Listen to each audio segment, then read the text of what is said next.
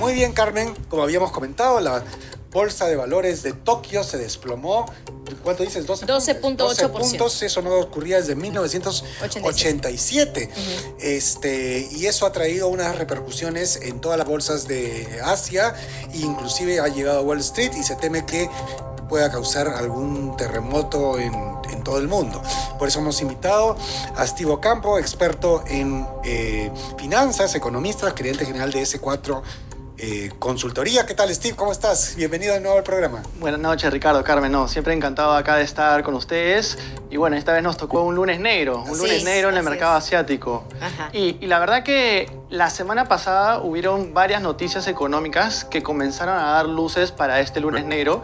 No creo que se esperaba que hubiera sido tan fuerte, pero lo que pasó en Asia fue que el Banco Central japonés la semana pasada subió su tasa de referencia, pero se esperaba que la tasa de referencia suba en 0.10% y la subió en 0.25%. ¿Qué generó esto? Que la tasa de referencia de Japón estaba en cero.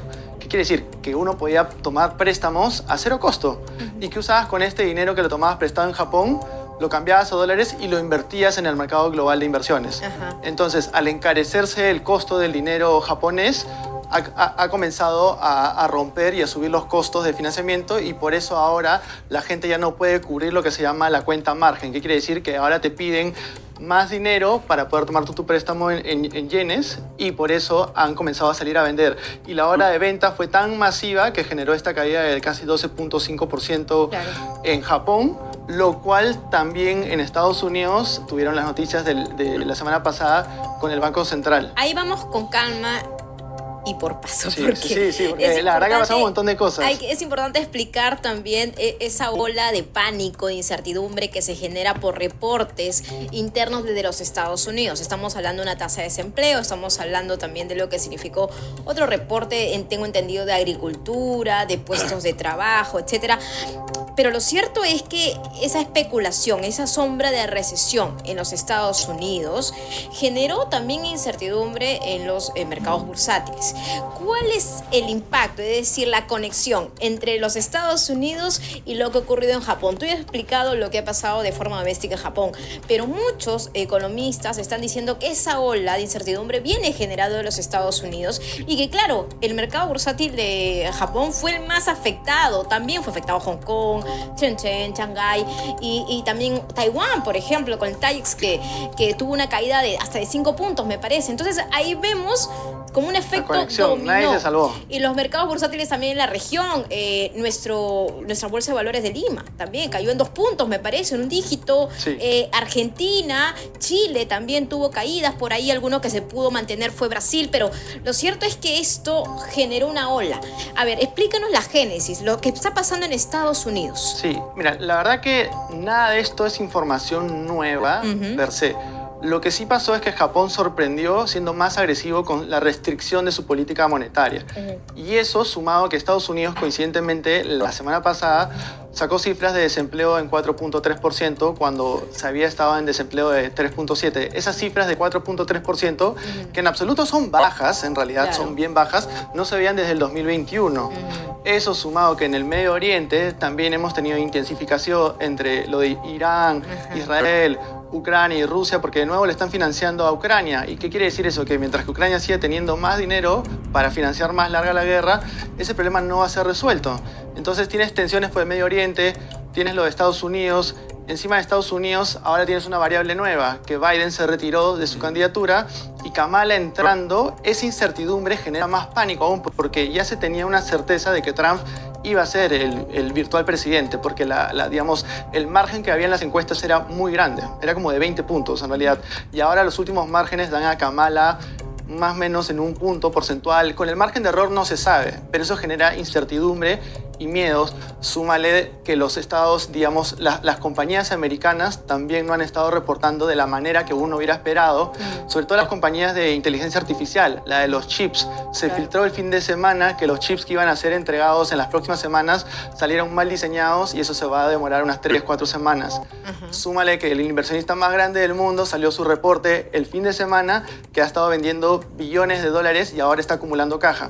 Entonces, al final, son, digamos, todos estos titulares que no son nuevos, porque realmente alguien que está metido en el tema de inversiones puede estimar que ya hace 6 meses las economías se están desacelerando, ¿no? Hemos tenido un crecimiento importante económico sustentado por toda la salida y toda la recuperación del COVID, pero ya mucho de ese estímulo monetario, sobre todo en Estados Unidos. Pero tu proyección de mañana, ¿tú crees que se va a estabilizar los mercados bursátiles? Es decir, en proyección, porque hablando con otros economistas el día de hoy, para ellos la postura que han puesto sobre la mesa es que sí, que esperan que esto pueda darse en azul, ¿no? En las próximas horas, pero todo depende también de las bolsas asiáticas. Tal cual. Va a ser un cierre de año de película. Yo te diría que los meses más crudos para el mercado internacional es agosto y septiembre. Ajá. Y ya dependiendo de qué tan intenso negativo es, te puede arrastrar octubre.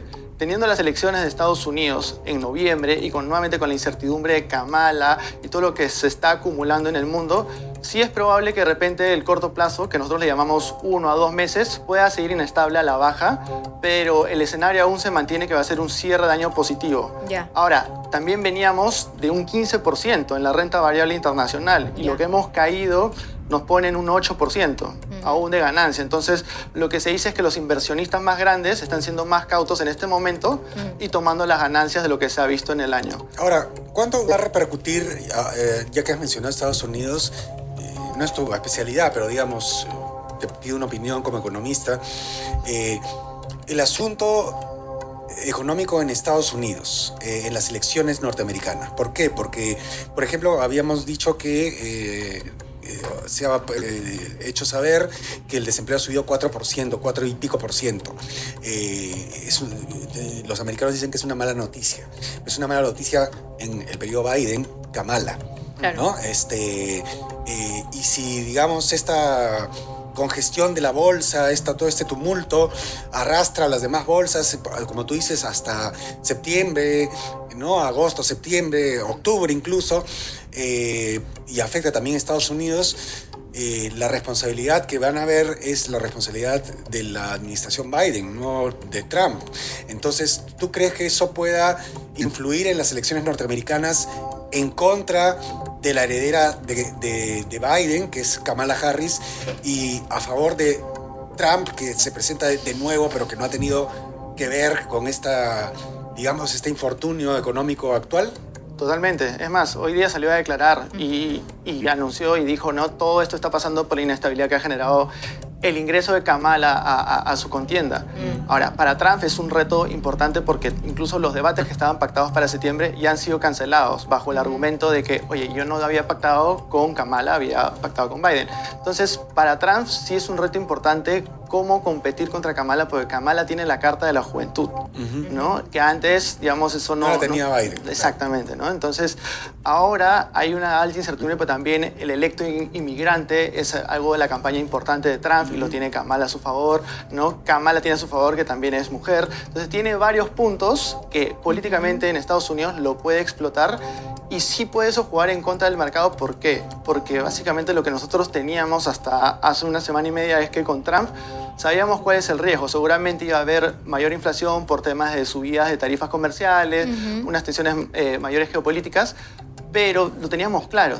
Y a eso a los economistas, a los que hacemos inversiones, nos gusta tener claro nuestros parámetros, que ahora con Kamala nuevamente tenemos esa incertidumbre de, ok, si va a lograrlo o no va a lograrlo, qué va a pasar en las próximas semanas. Y eso tiene un impacto, como tú bien dices, no solamente en Estados Unidos, sino en nuestro país también. Eso es lo que te iba a preguntar ahorita. O sea, Sí. ¿cuál es el impacto que va a tener acá?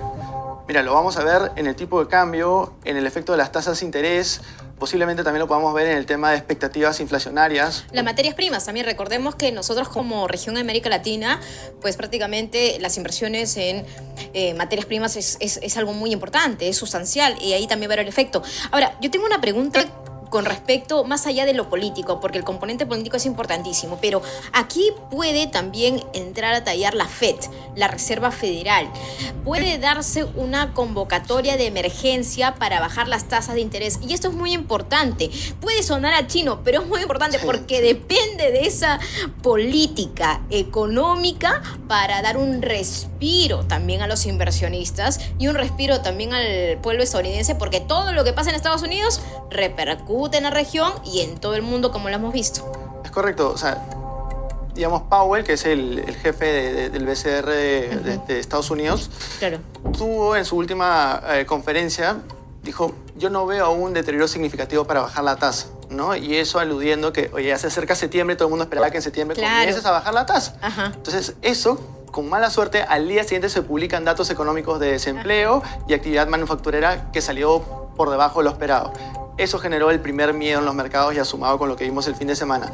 Entonces, a tu respuesta es, el Banco Central de Estados Unidos tiene mucha flexibilidad para poder salvatar a la economía estadounidense, porque tiene un doble mandato allá, ¿no? Que es inflación, pero también el tema económico.